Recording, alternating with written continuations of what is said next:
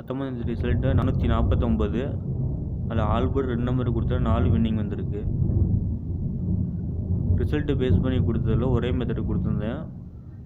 Full winning ஏ போர்டுக்கு 4, B board 4, C போர்டுக்கு 9 வந்திருக்கு. பட் ரிசல்ட்டு நான் 0 வச்சுருக்கேன். 5 அது பதிலாக நான் மாற்றி வச்சுருக்கேன். ராட் நம்பர் பேஸ் பண்ணி கொடுத்ததில் பி போர்டுக்கு 4 வின்னிங் வந்திருக்கு சிங்கிளாக கொடுத்ததில்.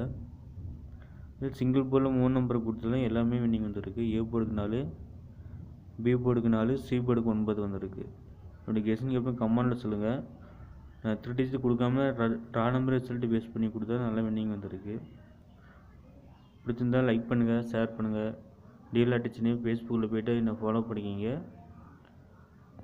கேஎல்டிஆர் ஆல்போர்ட் நம்பர் வேறு, அது ஆல்போர்ட் நம்பர் மட்டும் கொடுப்பேன். அந்த சேனலையும் ஃபாலோ பண்ணிக்கிங்க. ஃபேஸ்புக்கில் போய்ட்டு யூடியூப் சேனலையும் ஃபேஸ்புக் பேஜிலும் கேஎல்ஐபிஎஸ்னு போடுங்க, அதையும் ஃபாலோ பண்ணிக்கணும்பா. கெஸ்ஸிங் எப்படி கமெண்டில் சொல்லுங்கள், லைக் பண்ணுங்கள், ஷேர் பண்ணுங்கள். Thank you friends.